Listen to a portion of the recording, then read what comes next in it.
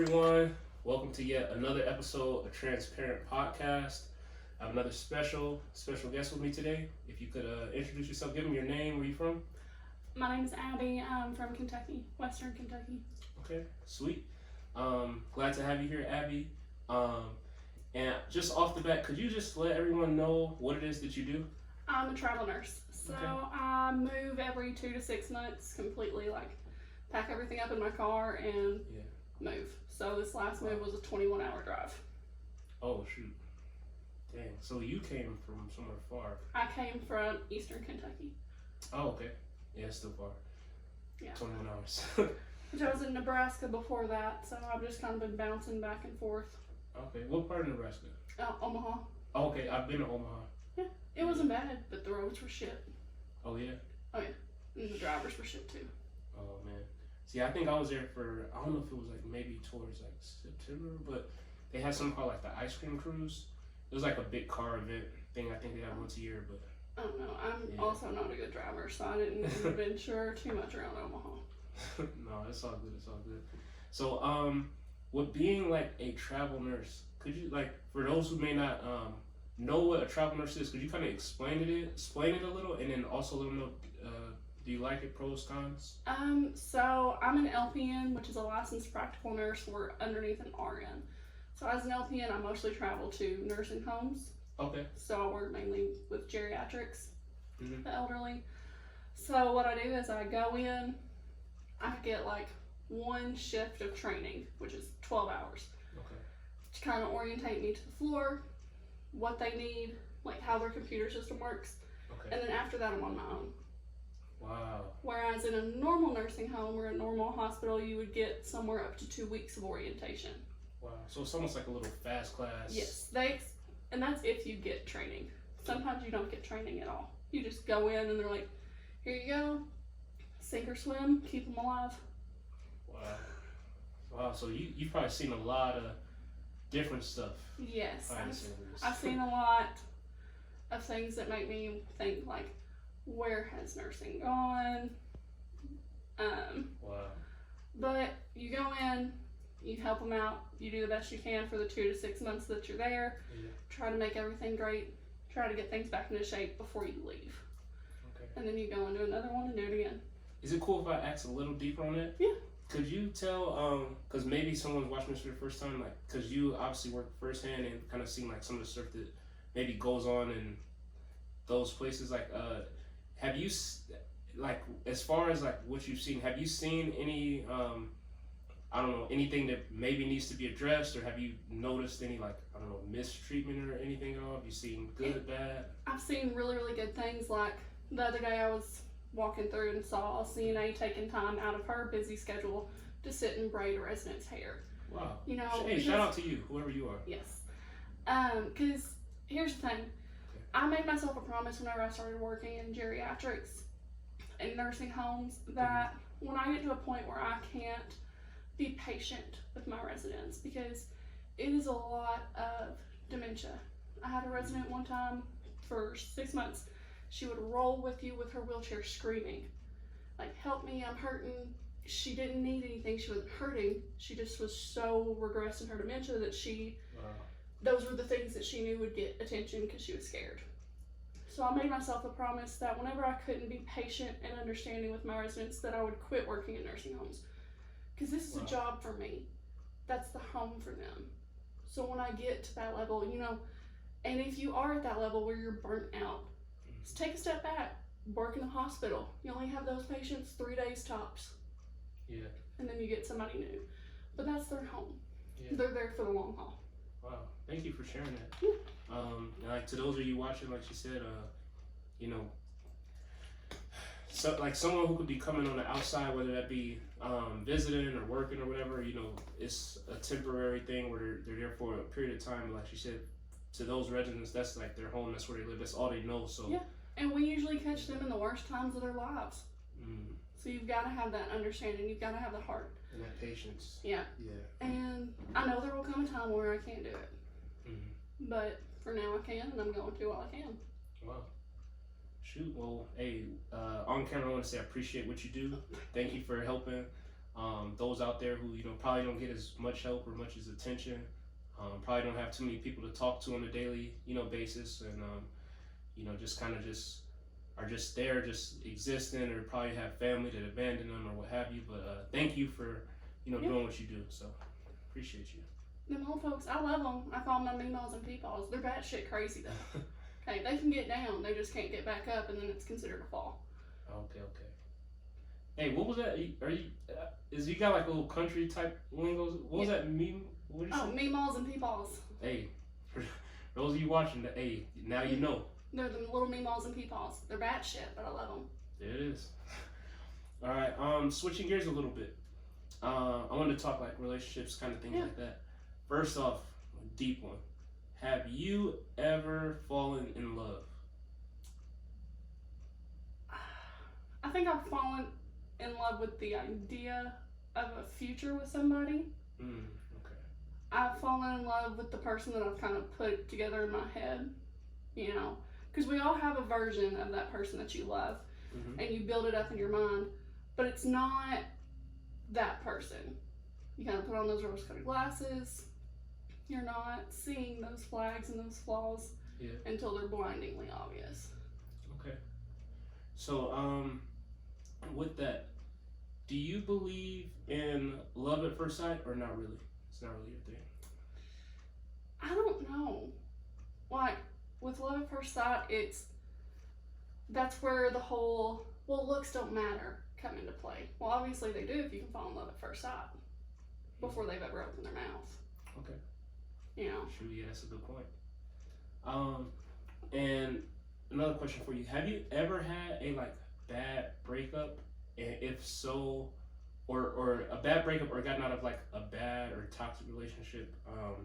And if so, do you have any advice, what helps people get over? Because a lot of people don't have a breakup, or someone they had intentions to go further with, or XYZ. The breakup happens, and then normally people are just a mess. Right.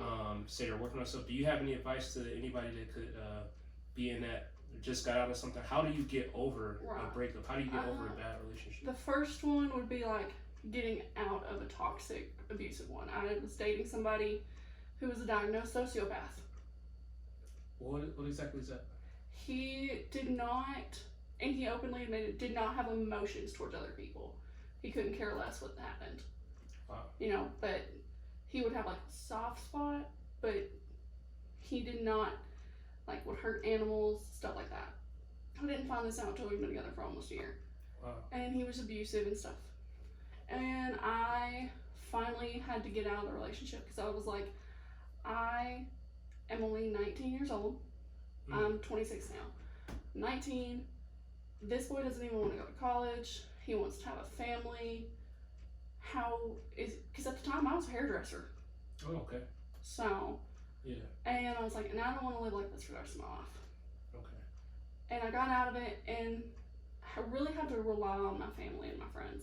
Yeah. Because there's that part of you that's like, well, I can change them, I can fix them. They have a soft spot for me. No, they don't.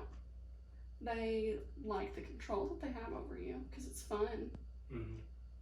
But you've got to learn to love yourself enough to be alone. Could you tell them that one more time? You have got to learn to love yourself enough to be alone with yourself. So when I got out of this relationship, I took a year to be alone with me and to learn to love me and love my alone time. And it actually took me probably about 5 years because I like to make a mistake more than once to learn that it's a mistake. Yeah. But now, whenever I'm getting into relationships, it's not a fight against other men. It's a fight against how comfortable I am with you and sharing my alone time with you. Because I like my own company. Yeah. I'm happy with myself. I love myself. Yeah. So, you've got to love you before you... And it's not... I hate when people say, well, you've got to learn to love yourself before you can love others. That's not true. I can give love to other people all day long. But when I didn't love myself, I couldn't accept that love. Wow. I didn't know how to handle that love. Exactly. So, so you gotta love you to receive love. So, I wanted to ask you another thing. So you kind of talked a little bit about, you know, getting over maybe a breakup or something like that, relationship that maybe you know wasn't ideal for you know you or say a person to be in, and Right. kind of how you can you know take steps forward to just move on with your life and kind of you know be a better person, be better as far as like being happy with yourself, loving yourself, and giving yourself that attention and time that you know you need and I would say deserve. Yeah. Um, so for you, when it comes to now that you're you know you're past that point, let's say you got out of a relationship, things are going good with you in your life and all that. Uh, how has like the dating scene been for you as far as like because you know now you have technology, you have the apps, you have in person this and that. Um, do you see a problem with I don't know guys you know approaching you through either social media or something like that, or do you prefer a traditional approach? Both are there pros and cons to you know meeting someone who because you know nowadays like say for instance Instagram you can see people from all over the world, Oh, yeah. state, whatever. And then I know you said you being like a traveling nurse, you know, maybe it's harder for you to like make a connection in person because you're here for just such a short time. So could you just speak a little bit on Yeah. any of that piece? I know I threw a big blob at you. You're fine. Yeah. So I do use the apps occasionally. I'll Okay. use them more like I use the Bumble BFF. I have Tinder, but when I first move to a new place, one of the first things I'll do is this is very dangerous. So if you do this safely. I go to bars by myself. Okay. So be safe. But I'll go out. I won't really drink anything. I'll sit there and just kind of meet people, meet other women. So harmless, just going out. Yeah. You're in a new spot because you don't know anyone. I don't know anybody, you and have to it's kinda easier to kind of meet people face to face Exactly. because you can kind of judge their vibe and how just who they are more than you can through a screen. Wow. Because I've met back when I still lived at home, and I would meet people off the dating apps because oh, I'm in my hometown. It's not that bad. It can be that bad. I would meet people randomly, and 9 times out of 10, they were not the person that they said Wow. that they were. Portrayed themselves. Portrait, yeah. Like they Wow. may look the same as their pictures, but their personality is 10 times different. Wow. You know, and also, whenever you reject somebody online, they're more likely to say something hateful because they're behind a screen and they're a little bit braver. Wow. So you got these I don't want to say keyboard warriors. You got these people who all of a sudden they I'm have big this and bad. yeah, they have this what is this? Not This persona. persona, that's Yeah. what I want to say. And then they like, you know, all of a sudden like you said, because Yeah. they're behind the screen they feel like, oh I can just talk reckless or crazy Yeah. to this person or say whatever I Because want. they'll say like, oh, I want to take you out, blah, blah, blah. You're beautiful. And I'm like, I'm sorry, I'm not really interested in going out right now. Oh, well, I thought it was just funny because you're fat, blah, blah, blah. Like, that's the number one go-to. And if you're a bigger person, you know, if you reject someone, they automatically go to, well, you're fat and ugly anyways. And those people are ugly people. And I'm like, here's the thing. I've been pulling whatever I wanted when I was, because I used to be almost 400 pounds. I pulled what I wanted then, I pull what I want now. It's obviously not because I'm ugly, because you still approached me, and if I looked on your browser history, it would be some chubby chaser shit. So you're just mad because I said no. Dang. Hey, if you get rejected and you salty about it, just take the L. There it is. Take the L. Man, so yeah, that's I'm glad you brought that up and spoken because like, yeah, once you're behind the computer screen, behind the app, whatever, it's like, you know, you safe. But there's a lot of people that But I got screenshots. there it is. There it is. But there's a lot of people like, you know, like you said, these could be the same people you meet in person and all of a sudden the energy different or they wouldn't dare say nothing and or nothing to your face. Yeah. But as soon as they're behind a keyboard, it's free game. Free game. Well, hey, y'all getting exposed today. And this the first time we exposing y'all on transparent. So if y'all out there, just stop it, cut it out, take the L. Oh, There's so much in there right now. Just know, if you out there, we could pull this up right now live, but and I ain't got names or nothing blocked. We just pulling shit out. So you better tighten it up, because if she come back next time and y'all still acting reckless, you will get exposed here on Transparent Podcast by Bryant Harmon. Coming for part 2. There it is. But let's switch gears a little bit again on a positive note. Mm-hmm. So you've been doing the travel nurse thing. Where do you see yourself in the next, 5 to 10 years? And what goals, do you have for yourself in the next 5 to 10 years or so? Where do you want to be? I intend to, next fall of 2023, go back and finish up my RN. Okay. So I want to get my RN, and I want to specialize in psychiatric care for a little bit. Mm-hmm. I love psychiatric care, and I tell people you got to be crazy to work with crazy. So. Yeah, there it is. But I love psych, and I think it's really, really important. And then I want to work in that for about 5 years. And in about 10 years, I want to work in hospice and oncology. Okay. So that's kind of where I got started. I became a nurse because my mom passed away. Oh. She had cancer, and shortly after she passed away, I applied to nursing school. Okay. And got accepted. And I've been doing it ever since. Hey, high five on camera. That's what's up. Man, shoot, so you sound like you have a good game plan, ahead of yourself. You've been doing, what you've been doing as far as taking care of people on the road. And I'm sure you've had impact in multiple states, places you've been, so. I've been to 5 states. Wow. Kentucky, Missouri, Tennessee, Nebraska, and Colorado. Oh, shoot. Top 2 states that you liked, personally. Colorado and Nebraska. There it is. And I like Nebraska because I could go to other places near Nebraska. Oh, okay. Yeah, okay. A little bit of central location type feel. Yeah, I like to drive. I may not be very good at it, but yeah. For someone who can't drive worth shit, I sure do a lot of it. And hey, she got here just fine, so don't worry about it. I did. 21 hours, and I made it in one piece. There it is. Shoot. So, just lastly, do you have any just kind of like little final words of encouragement for just any women out there?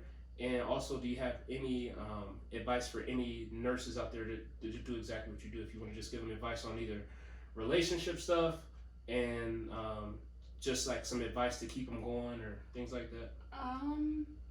For women,